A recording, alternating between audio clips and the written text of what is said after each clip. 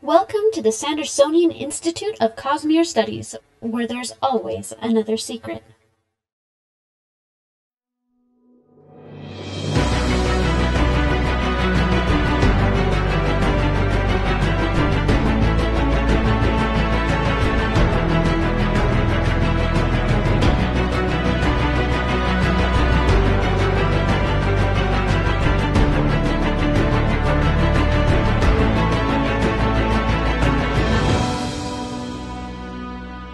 Welcome back to episode 60 of the Sandersonian Institute of Cosmere Studies. Today is June 29th, 2020. I am Bill, and I am joined, as always, by my playful co-hosts, Amy and Jordan. Welcome, guys. Hello. And we have a guest host tonight. Tonight we are joined by Dylan, my co-host over on the Innkeeper's Table podcast. Welcome, Dylan. Thank you. Happy to be here. He was a very hard get. I hope you all appreciate this. Yeah, I had to ask him like once. And yeah. My agent said I should turn it down, but I said, no, I'm going to do it for the fans. I'm your agent. Yeah, exactly. I'm so confused. Don't focus Before on we it. get started, we do want to remind you that the Sandersonian Institute of Cosmere Studies is not a spoiler-free podcast. That means if there's something in the Cosmere you haven't read or are worried about overhearing any spoilers, you might want to go read those first, then come back and join the discussion. That said, there likely won't be a lot of spoilers outside of the Mistborn trilogy tonight, because tonight we are talking about something a little bit different. Tonight, we are talking about board games! Indeed. Yay! That's right. We are going to have a pretty free-form discussion tonight, actually, about Mistborn House War, which is a board game based on the first book in the original Mistborn trilogy, where you play as various leaders of great houses in the final empire, trying to run the world, stabbing each other in the back, and dealing with those pesky, pesky skaa. So pesky. Mm-hmm. For those of you who listen to podcast recordings or watch the videos on YouTube, we do want to remind you that it's possible for our listeners to interact with us live via chat as we record each episode over at www.twitch.tv/innkeeperstable. We record episodes of the Sandersonian Institute of Cosmere Studies every other Monday, starting at 7:30 p.m. Pacific Time, 10:30 p.m. Eastern, so please join us and take an active part in the discussion. Now, this game, we actually played together, and we live streamed our playthrough of it. Was it the beginning of May? I think that we did it. Yes. It was several weeks. Maybe? It was several weeks ago. Anyway, so if you want to go check that out, that's over on our YouTube channel at www.youtube.com/Cosmere Studies. Now, before we dive in, the Sandersonian Institute of Cosmere Studies is made possible by the support of our listeners and patrons. The show will continue to be free, but if you want to help us out, go on and head over to patreon.com/Cosmere Studies. You can pledge $1 per episode or whatever you want, really. And anything you can pledge helps us out as we work to improve the show. Patrons get immediate access to our Discord channel, where you can talk about the show, talk about the Cosmere with other listeners. It's a really good community. We've got great discussions over there. You'll also get early access to bonus episodes like the recording of that live stream, exclusive access to other bonus content, and other good stuff. Like the video I put up. Amy did just recently put up a video, and has it hit public yet, or is it still private? No, that's going to be Thursday. It's going to be public on my Cool. not really easy to find YouTube channel. So why but don't I you will tell put them up a what link. they're missing out on if they haven't? So what I did is, this was just me doing a quick test video and then figuring out how in the world to edit things. But I have a Lady Tremaine cosplay she's the stepmother from Cinderella, and I bought the Lucifer cat, the stuffed cat, so I could take him with me when I wear it next time. And his tail is like a scarf with the version they have. So I cut off probably a good foot of his tail and sewed it back on, and I showed you how to do it. So that's my little video, and I have plans for lots more interesting things too that would probably be not just sewing stuffed animals, but I'm also going to try and show you just all the random stuff I can do. And if you guys have specific requests, feel free to ask or email about it, and I can see about making it happen. Awesome. And I just want to point out that she actually started learning the day before how to edit video. She got the video out the next day. And, I did a teeny bit of research before, but it wasn't actual real attempt of using the program until like the day before. It doesn't matter. Oh boy. It was, to me, very impressive because I edit video and it takes me a long time to do anything, actually. Well, thank you. I still feel like there's a lot I can improve on, but it's the first try. So I got it out. So there. Awesome. That's the important thing. Just get it done. Yep. Okay, so like I said, we live streamed a playthrough of the game a few weeks ago. We actually played it on Tabletop Simulator, so we kept our social distancing going on while we did that. It was awesome. But it's really cool because, you know, we were able to play from our own separate homes and just enjoy it. It was great. Yeah, it was like Mistborn House Arrest War. Wow. Oh. So for our listeners, that's what you can expect for pretty much the rest of the night. And the Bill and Dylan podcast. So Yeah. One other thing that's cool about House War, unfortunately, Amy wasn't able to join us for this part, but Dylan and Jordan and I were able to be part of a group that play tested an upcoming expansion for the game, for House War. It's called The Siege of Luthadel, and apparently, according to based on some of our feedback, they actually made some pretty drastic changes to the game. So that's kind of cool that we got to be a part of that. So basically, we'll take all credit for it being good. Exactly. But if it goes horribly, we're going to claim that they didn't listen to anything we did. So Yeah. So our names should actually show up in the credits in the instructions of that event. So That is so cool. a little bit of a humble brag, I guess. But forget humble. Come on, let's go for it. okay, Take all the so credit. let's talk about House War. What exactly, like, Dylan, do you want to sort of give us an idea of what sort of game it is? Yeah, sure. So in Mistborn House War, it's set during the first Mistborn book, Final Empire, and each of the players is going to take control of one of the Great Houses of Luthadel, and so you're essentially playing like the bad guys. During the game, problems will come up that the houses have to deal with using different resources, and each house, depending on which house you have, you'll have access to different types of resources. And so as you go through the game solving these problems, you can earn favor, and that favor is with the Lord Ruler. That's kind of like the point system of the game. But you can also earn, what is it called, disfavor? Disfavor. No, oh gosh. It's not shame. dishonor, is it? Yeah. Dishonor. Dishonor on your whole house. Take a note of this. Dishonor on you. Dishonor on your Khandra. So basically they're negative points, right? Yeah. And so then throughout the course, like the problems that arise are things like skaa rebellions, or they could even be members of Kelsier's crew, so like Breeze could show up, or Ham, or somebody. Or Doxin, or whoever. Yeah, and you have to solve these problems, or else if you don't solve them, then they erupt and bad stuff happens.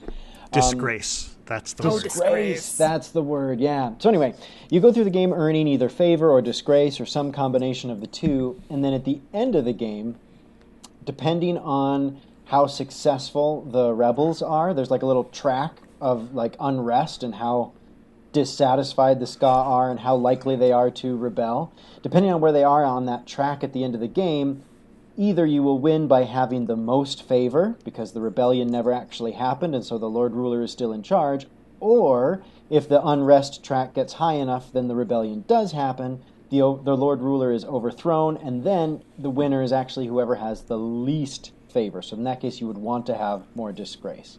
Which makes it really interesting towards the end of the game. Yeah, it does.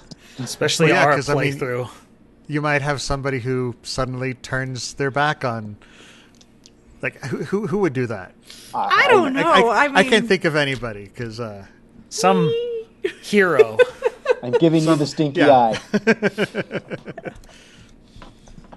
But yeah, it's great because the problems that come up, they're things like there's a skaa rebellion or something, but also mixed in with the problem cards are just characters from Kelsier's crew. So you've got like the 11th medal is one of the things that comes up. Sorry, I cannot figure out where I'm pointing that. They won't be able to read these anyway. You've got the 11th medal, but then you've got characters like Sazed or Breeze or Doxson.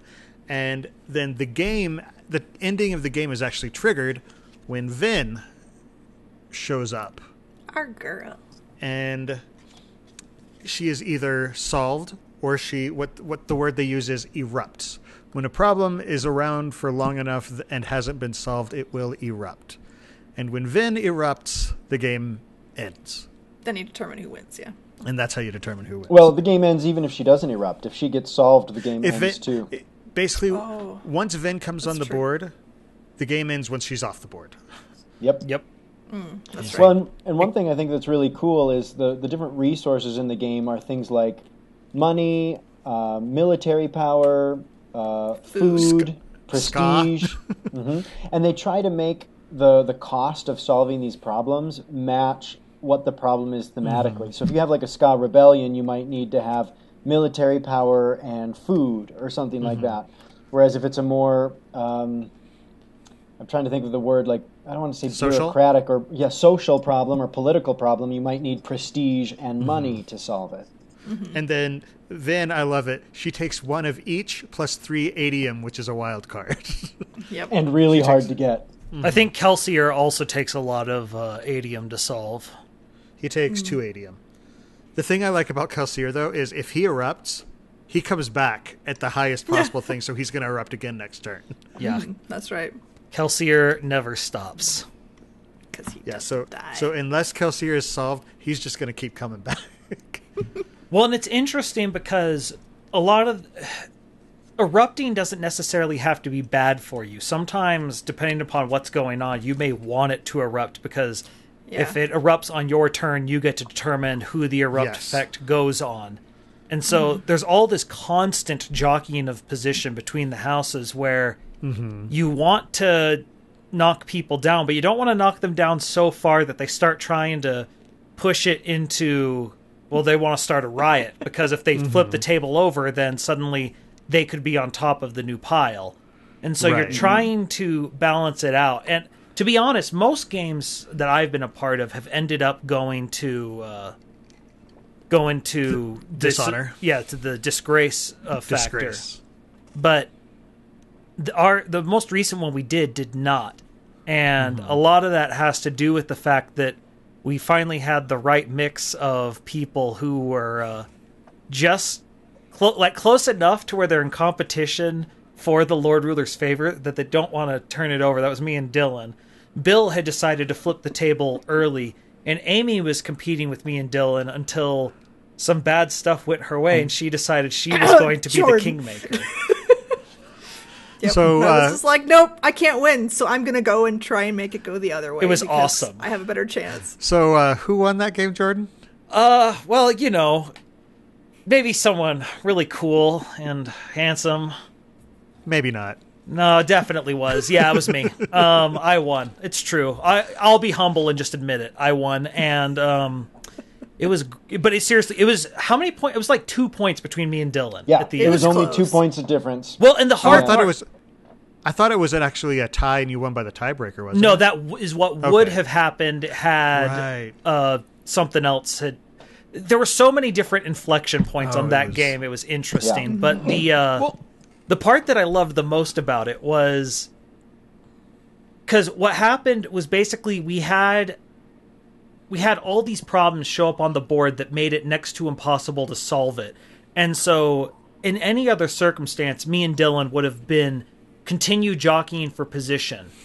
But because everything was so horrible and we were going to lose so thoroughly if these things exploded, we were forced to work together. But at the same time, we don't want to give the other one enough points because we know it's close. And so we're also haggling over points at the same time. We're like, I need one more. And that's the other thing is the number of points you have. People can keep track of it in their mind, but it's technically a secret because once you get the favor tokens, you flip them over and nobody else can look at them.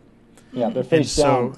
Yeah. I think in person it'd be easier to keep track of those because in the game it's just a little bit, when you're doing it on the tabletop thing, it's doable, but it's still just a little bit more work to get it to check on that, your score.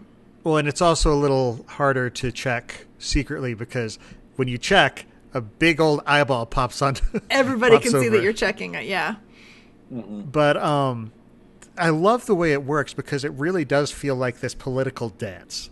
Because I've heard it described as a semi-cooperative game because you're working together, but only because if you don't, then all of you will lose. Yeah. And so you're trying to be the you want to be the most winner. You know? Yep. Yeah, it's really interesting because each house gets a different set of resources. Like my house, in one game might get prestige and money, but doesn't get food or military or something like that. If I want to try and solve a problem that requires one of those resources I don't have, you're kind of forced into partnering with the other players, and because of that, I mean, it's like, the houses of Luthadel make for strange bedfellows. You're kind of put together with your opponents, and you have to cooperate.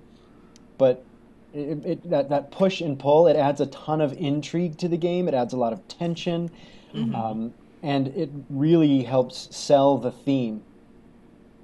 Yeah, it's one of the coolest things about it too. Is like each house that they have as part of the game, what resources they have do match with what we know about the houses.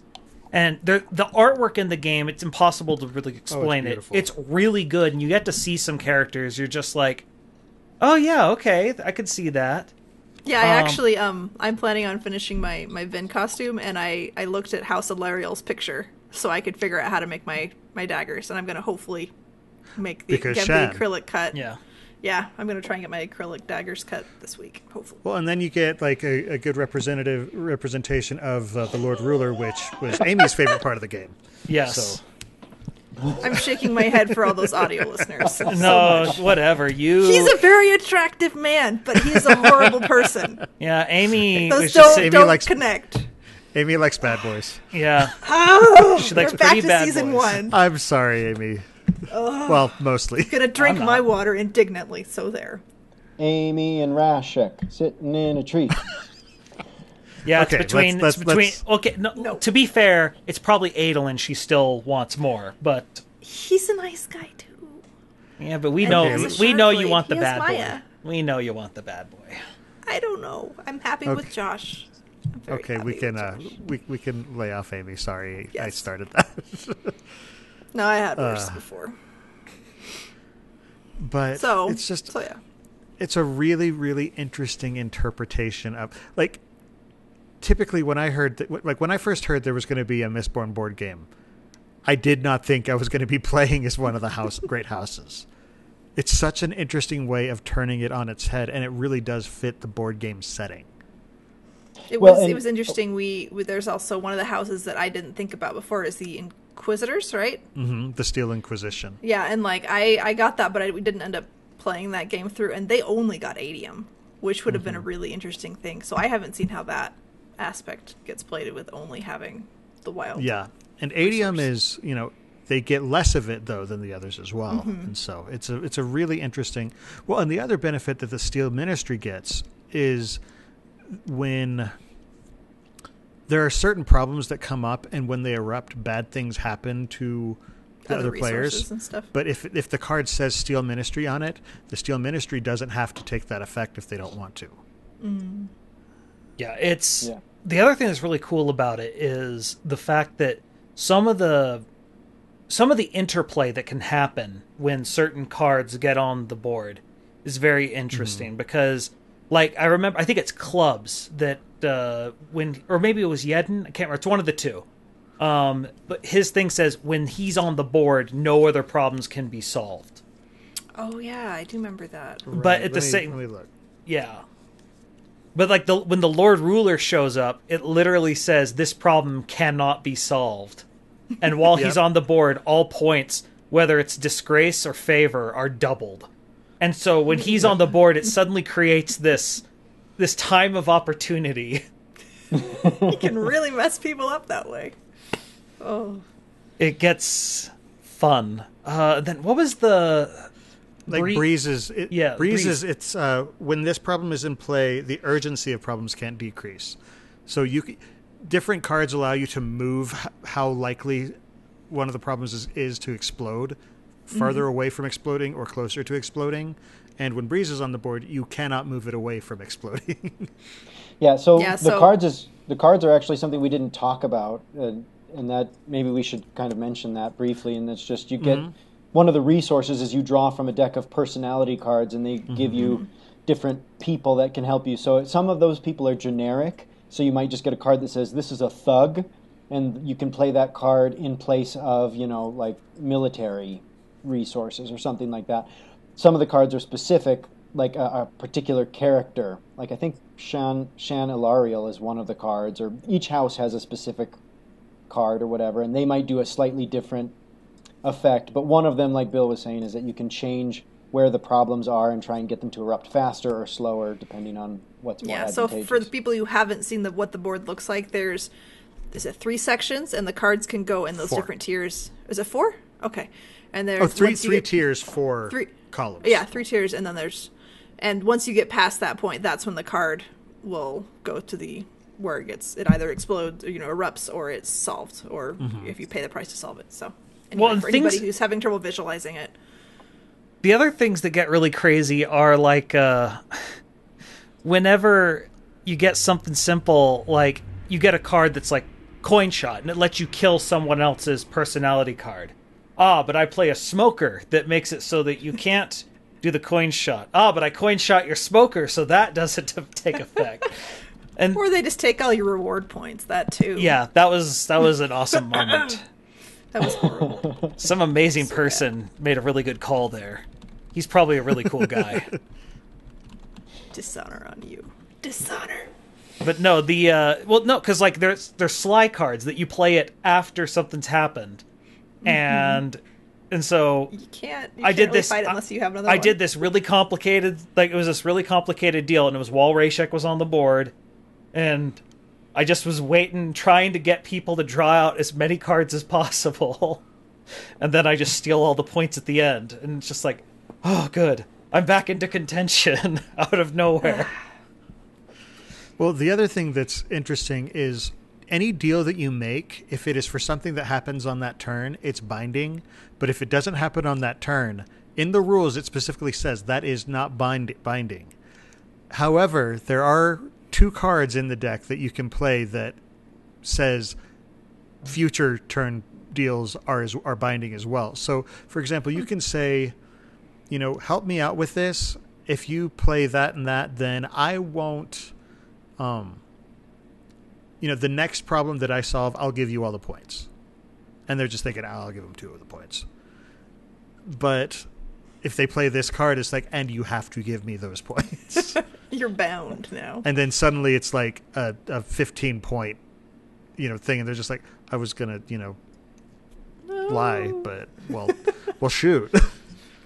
Yeah. The other thing is that... I was going to say, the card that makes you do that is the Obligator, which I think is a nice thematic tie-in. Yeah, there's the Obligator and the High Prelin. Oh, yeah. And so the other thing that's interesting is in the rules, again, it says deals can include anything that the other players agree on. So if you want, you can say, I'll buy you a sandwich. And that's part of the deal. And if they play the Obligator, well, then you better buy them that sandwich or everything is suspect. Yeah, then it's just chaos, and you don't want cats and dogs living together. Mass hysteria. Mass hysteria. But yeah. So I feel like with this game, one of the things that I think is its biggest strength and biggest weakness at the same time is the theme. And I'd say it's its biggest strength because the theme of this game is very rich. I think, for our listeners, you're probably getting a sense that what these cards do and how they've integrated the resources really makes a lot of sense. And you feel like you are one of these politicking houses of Luthadel when you play it. Like Jordan was talking about that awesome play when the Lord Ruler was out and he drew out everybody else's cards before he threw down his surprise card at the end, and he feels like you've made this great political intrigue move like you would expect. And playing the game, it really makes the books come alive. I also feel like the theme is one of its weaknesses, because even though it executes really well, when I first found out there was going to be a Mistborn board game, I was thinking, this is going to be great. I'm going to be Kelsier, I'm going to be Vin, I'm going to be Ham, and we're going to like overthrow the Lord Ruler, and we're going to be jumping around Luthadel. And then when I find out, wait, I'm House Tikal. Wait, who were they again? I think I remember one of Ellen's friends, maybe. Like, a lot of times you're stuck with these people you've never heard of. And what's the difference between House Arakel and House Arakeller? Yeah, no, exactly, right? And even though I love this game and the theme really brings the world alive, I was really hoping that I would get to be, one of Kelsier's crew and overthrow the regime type of a thing, and you don't really get to do that. Absolutely. Well, that's where they have the Crafty Games also made the RPG, and that one you get to do. Yes. The protagonist side. Yeah, Crafty Games, the company who made this, they've basically got the board game rights to Mistborn. Now, there are other companies that are working with other Brandon Sanderson properties. Nauvoo Games has The Reckoners. There's I can't remember what the name of the company. Brotherwise Games has the Stormlight archive game that's coming out this week. I'm so excited. So I've pre-ordered 2 copies because I need the deluxe and the normal because I have a problem. I'm sorry, guys. Help me. Apologize to your bank account, not us. Yeah. I'm fine with this. Personally, I get to be the beneficiary without having to pay for anything. You're a monster. Anyway, I'm sorry. But they also have made, like Amy was saying, the Mistborn adventure game, which is an RPG series. They've also, several months ago, they kickstarted the Mistborn Metal Dice, which I don't have a problem, and I can stop it any time I want, okay? I can't see it, but it's there.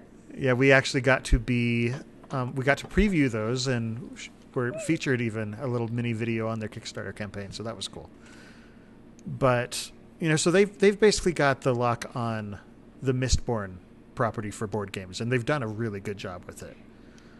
The other thing I really like theme-wise about the games is when characters show up, there are little quotes from the books that show up with them. And so, like, for example, spook is one of the problems that you have to solve. And it's just like, wearing of the was is the why. And it's just like, of course, that's spooks. Spook. That's right. There's the card with the High Imperial on it. Yep. Still can't understand it. It still makes no sense. But it's so fun. But, like, for example, Yedin, he shows up and his card says, for my men, this isn't about riches. It isn't even about surviving. It's about doing something grand, something wonderful to give the skaa hope.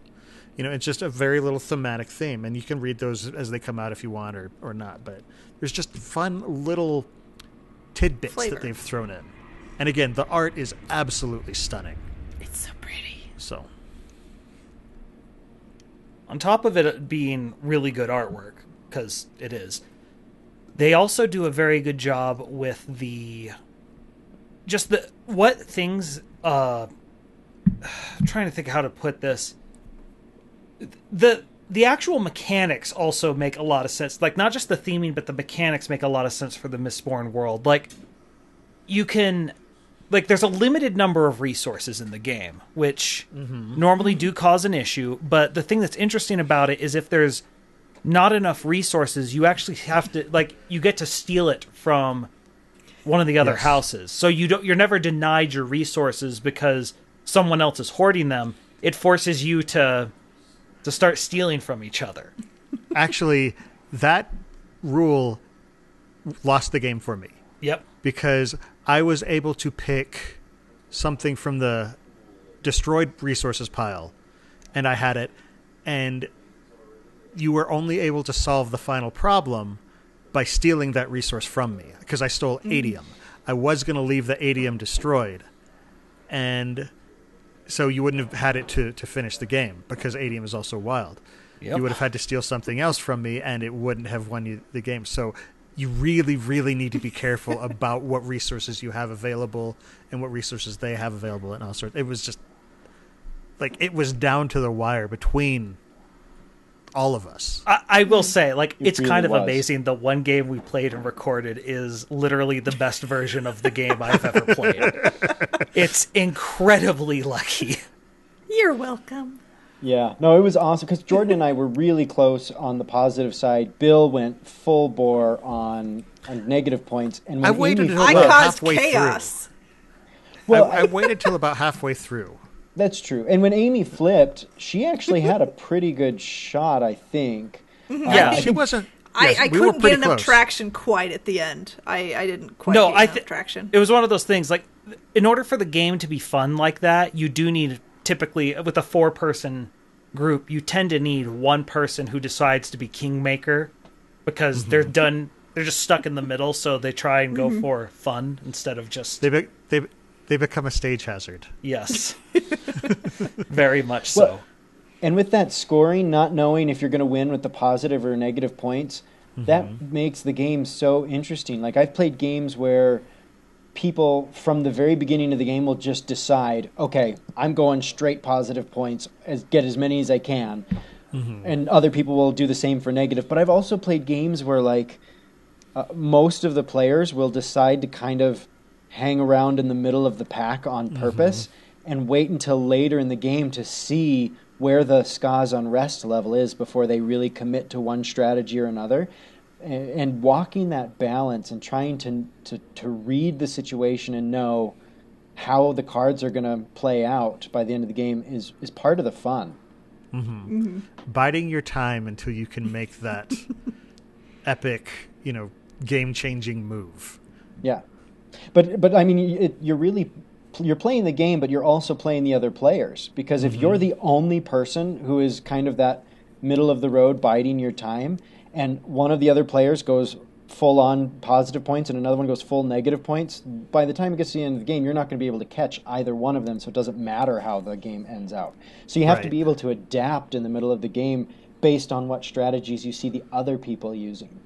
Yeah, I feel like it's a lot more fun if everybody sort of goes in with that mindset at the beginning, too. Because if somebody's just like, oh, I'm going to tank it from the beginning, it kind of ruins the feeling of the game. So, if you are playing it, it might be a good idea to kind of have that social contract of, at the beginning, we're not just diving in negative points.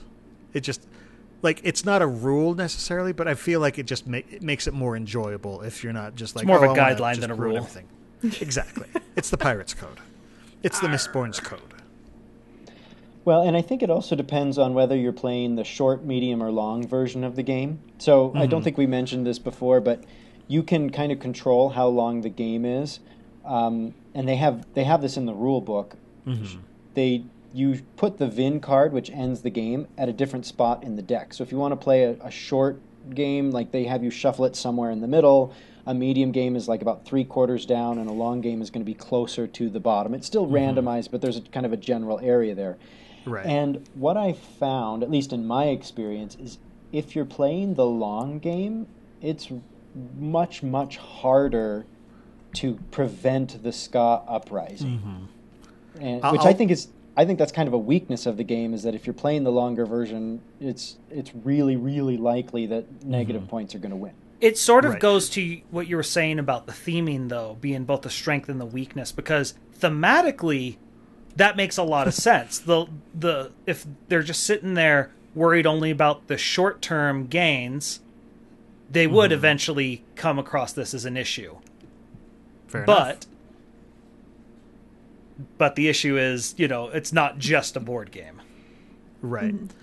I feel like a way to fix that would be to add into the cards more ways to move the unrest tracker farther back down, because there really is no way to lessen unrest.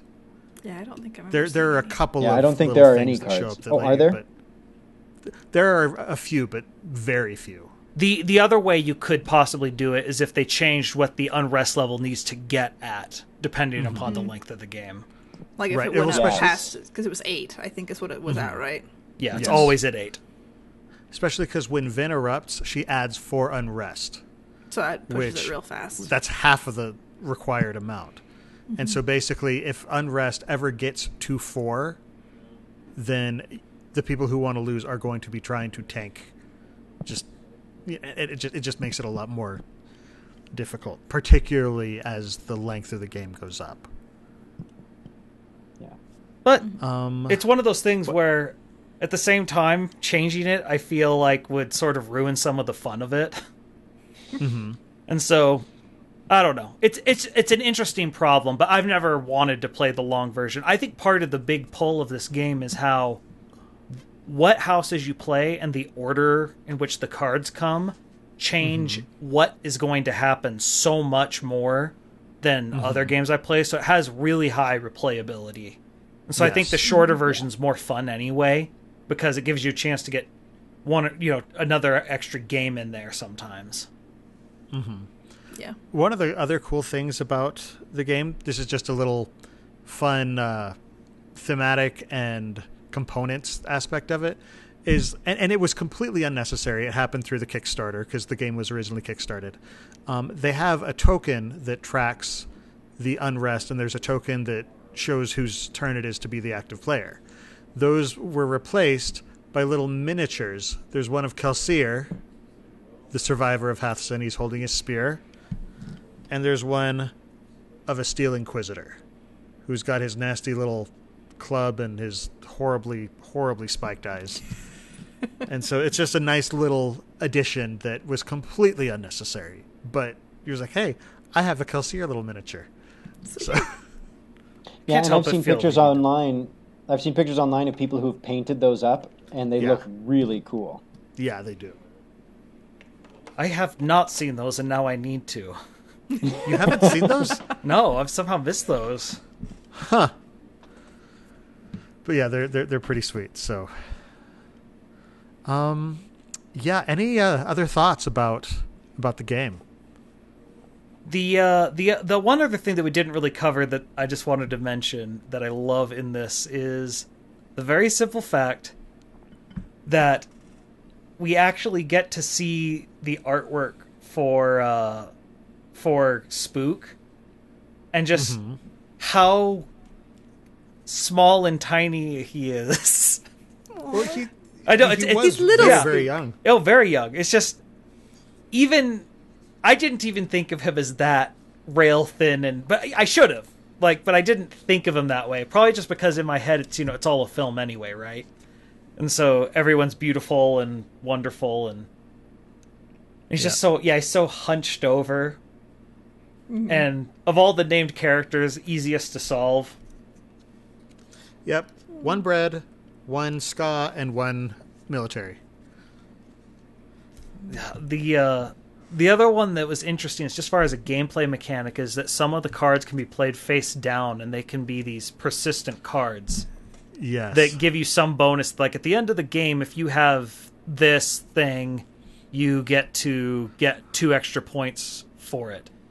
And it's just one of those things that someone's like, and I'm going to play this face down. You're just like, should I be concerned about that? What is that? What is that thing? Do I need to deal with it?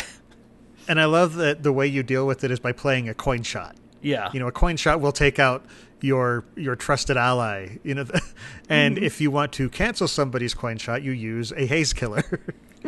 That's right. Or there are other cards. There are other cards that let you steal those cards from. Right. Hey, that face down card in front of you, that's now mine. Pass that over. Wasn't that the Conjure Spy that does that? I think so. Yeah, I think so. It could be, yeah. That would make sense. And then there's a soother where if you attack somebody, like a player or a personality with a card, the soother redirects it to somebody else. Yes, that's right. I forgot. Well, and then you also have cards I think that's the Lurcher, because I think the Soother and the Rioter move the you can move a problem further up or further down. Yes, you're right. Because I remember, because that was part of what we had to do with me and Dylan, was because the problem for us was we had a card that was whichever one it was that you can only solve this problem. And so I used the Rioter to make that problem erupt, so that we could actually solve Vin, because otherwise we couldn't solve Vin. Yeah, I think it was Clubs. When Clubs is on the board, you can't solve any other problems. And Vin, you really, really got to solve. Yeah. Well, it's because we were at 4 unrest, and so Vin explodes, the game's over for us. And Bill gets to win. And meanwhile, Dylan and I don't know if we and Dylan don't know if we have enough points to defeat the other. We just know that if Bill gets to flip the board over, there's no way we're winning. Yep. No, so right, there's I was going to say this is not about the Mistborn game, but there's a question in the chat. Bill, you mentioned the Stormlight board game you're getting soon. Doc FG wants to know if there will be a Stormlight board game episode.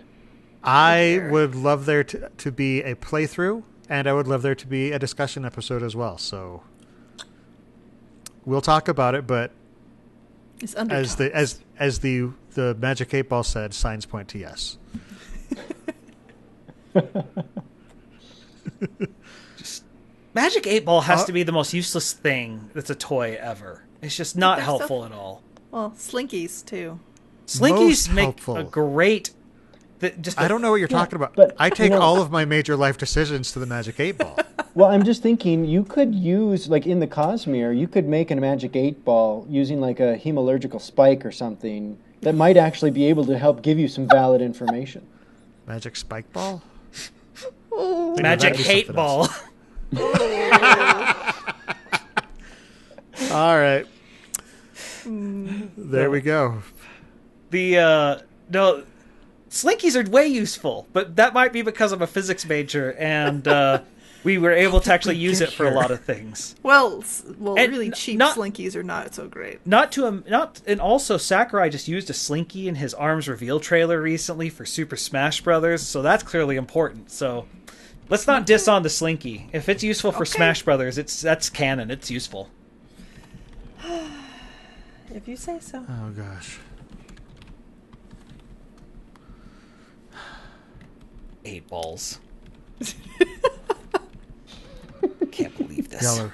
Oh my goodness, yes. So Blackthorn just said, Blackthorn United in the chat has said toys and the Kinder Eggs are useless, and oh my goodness.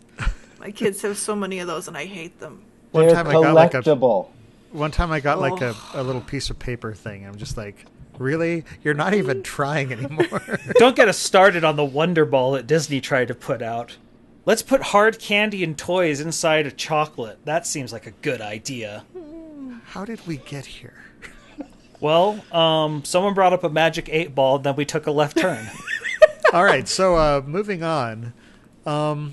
Thanks to our patrons, we are able to hold monthly giveaways. All of our giveaways, of course, are open to everyone and free to enter. For this giveaway, I felt it like it might be thematically appropriate. We're giving away a lanyard, an official Mistborn lanyard. I cannot get that to show up on the screen, but it's really cool. It's black and red and has all the allomantic symbols, and it's really neat. So we will put out a post on social media in the next few days, and hopefully, y'all will enter, and one of you will win. Special thanks, of course, to Brandon Sanderson's online store at store.brandonsanderson.com for sending us a bunch of awesome goodies to share with our listeners. Now, we do love hearing from you, so please keep sending in your questions. You can ask us about the Cosmere. You can drop us your idea for topics you want us to discuss during the show. While you're at it, we'd love to hear your feedback about how you think we're doing, as well as any interesting theories you might have about what's going on in the Cosmere. Remember, we do have a Stormlight book coming up in just a few months, so we really, really want to hear about that. It's insane how close it feels, yet so far away at the same time. Right? It really, really does. Actually, one sec. What's the actual date? November 17th? November 17th. That date is burned into my brain. Yeah. I'm just trying to think of how useless I'm going to be over the Thanksgiving break. I feel like I'm going to be very useless. Also, is that different from any other time, Jordan? Yes, it is. Burn. Also, just a little preview. In August, we're going to have an episode where we are speculating a few ideas on how Eurythera works. So if you have your own theories, make sure to send those in to us. Yes. We need help. You can send all questions and suggestions in a brief, concise email to cosmerestudies@gmail.com, and hopefully we'll read it as part of the show. Now, what is next? That's right. We do have a P.O. box as well. So if you prefer the old-fashioned method of sending us letters and other wonderful correspondence, send that to the Sandersonian Institute of Cosmere Studies, P.O. Box 970063, Orem, Utah 84097. Now, outside of the show, we've each got our own personal projects that we work on. Dylan, where can we find you outside of the podcast? Well, you might talk about this, Bill, but we do our Innkeeper's Table podcast. But besides that, I also am in a Legend of Zelda Link to the Past randomizer tournament right now. So it's normal Link to the Past, but they've mixed up where all the items are, and everything's all randomized. And it's a I really race cool against, concept. It's really fun. Yeah, I love it. And you get this version of the game that's all mixed up, and another person gets the exact same mixed up version, and you race to see who can beat the game the fastest. My Twitch, if you're interested in watching some of that, is twitch.tv/dieselmartini. That's all one word. Or you can go and just Google search for Go Mode Podcast Mentor Tournament. For the record, Dylan has one of the best screen names in the history of the world. I didn't know Dylan. Bill knew Dylan at this point. I didn't. And one day I'm in our Minecraft server, and one day it just says Diesel Martini has logged in, and I'm just sitting here like, what has happened, and why is this awesome? Sense of foreboding. Oh, one of the coolest screen names ever. I love it. Thank you. Amy, how about you? Where can we find you? So my Facebook is Coincidence Cosplay and Props. My Twitter is at CoincidenceCosp, because my name is too long. My Instagram is at coincidence_cosplay. And my website is www.coincidencecosplay.com. Boom. So I have been just kind of not doing as much on my Instagram. But I made some masks for a friend because he needed some for his work. So I made some masks. Yay! And I'm hoping to finish up my Vin cosplay real soon, and I will take pictures somewhere. I will figure out how I may take good pictures when all of the craziness is going on, and that's kind of what I've been doing. So I'm not as active with my stuff right now, just because I'm more limited and I can't send my children anywhere. So that makes life interesting. So yeah. So what I'm hearing is children are not useful when it comes to making arts and crafts. Not unless you want them to have. If you want quality, no. Children are not useful. Jordan, 2020. Oh. This is my stance. I'm willing to take the positions that everyone else is sort of afraid to do. Everyone else is anti-bully. I'm going to be pro-bully. There's an unused market there. I feel like there's a niche I could carve out there. The opinions expressed by the hosts of the show are their own and not a part of not those of the show. Do not represent those of the show itself. Speaking of your horrible, horrible opinions, where can we find your work? You can hear more about my pro-bully campaign over on twitch.tv/livestream, where we watch amiibos just beat the crap out of each other and impose their will in horrible ways. Look, when the robot apocalypse comes, I know I'm the first one they're coming for, so you're welcome. If it's amiibos bullying other amiibos, I'm all for that. So if our listeners need to contact you about some of your opinions you voiced, how can they get in touch with you? Where can they find you? Twitch.tv/SpliceStream. I'm SpliceStream basically everywhere except for Instagram, because there's someone who took the name before me, posted twice like 3 years ago, and now I'm the real SpliceStream over there. Very nice.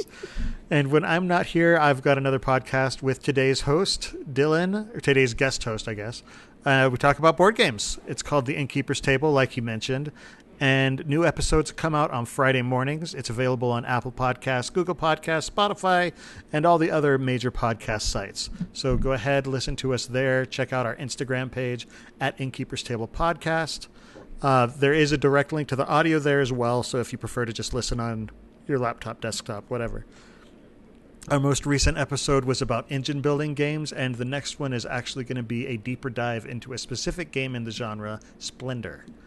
I've also got a bunch of board game reviews over at www.innkeeperstable.com, and I post about games on Facebook, Twitter, and Instagram at @InnkeepersTable. For those of you who want to support the Sandersonian Institute of Cosmere Studies podcast but can't become patrons just yet for whatever reason, we'd love it if you'd just let your friends know about the show. Don't forget to subscribe to the podcast and to like and subscribe over on youtube.com/Cosmere Studies. Final thoughts before we sign off about Mistborn House War. I was glad how easy it was to figure out how to play it with a little bit of guidance, because I struggle sometimes to figure out mechanics in games and do well with them with strategy, but having you guys assist to be like, no, you need to try and aim that way or focus on this helped. But overall, it didn't feel like it was a huge learning curve on it. Kevin Wilson is the designer. He's done a bunch of other games, and he really did a good job of. What other games has he done? Theme.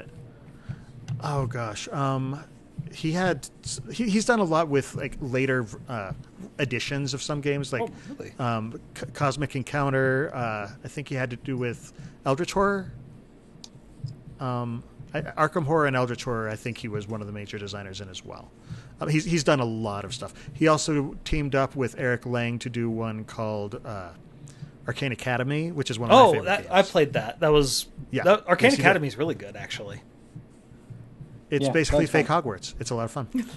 Going back to what Amy was saying about how easy it was to pick up the game, I think this is a great game for fans of the Cosmere, even if they're not really super into board games. It's pretty approachable. It brings out the theme really well. So even if somebody's not a board gamer or doesn't even want to be a board gamer, this is something that they can have on their shelf if they're a fan of Sanderson's work. Mm-hmm. Yeah, and to that point, I don't consider myself a very big board gamer myself, but I do tend to be much bigger on theming, because as long as the theme's good, there's something to enjoy there. And between all the flavor text on every single card, the artwork on every single card, how things interact, this game is just dripping with theming. It's one of the best themed games I've ever played. Mm-hmm. The other thing, now, how do y'all feel about it as a game for people who aren't necessarily into Mistborn? I would be more hesitant to suggest it without us having at least one or two people who are playing it be fans, so they can explain more of the flavor of it. And I would agree, unless it's somebody who is a big fan of board games and they're really in the board gaming hobby, and they and you kind of like those sort of negotiation type games where people are forced to work together, they might like it. But if it's somebody who's not a big board gamer and not a fan of Mistborn, I'd probably leave this one on the shelf. Yeah, this is not an intro game but it really is just. Yeah, I would agree with y'all. It's a really good game if you love board games and you love Mistborn. It's a good game if you love board games.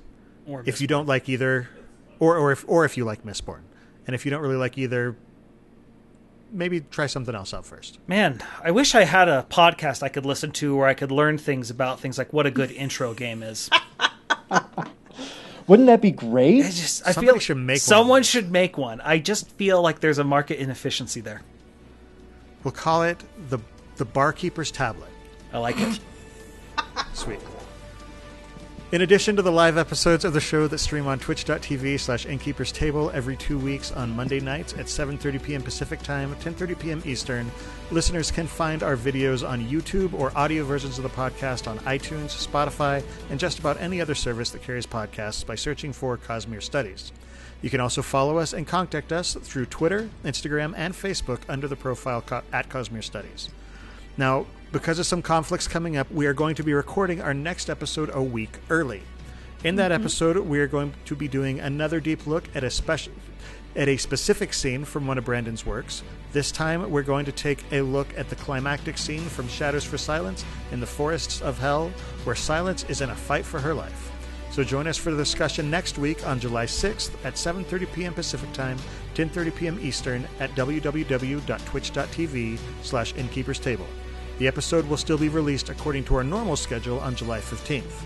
Until then, on behalf of Amy, Jordan, Dylan, and myself, thanks for listening, and remember, there's always another secret.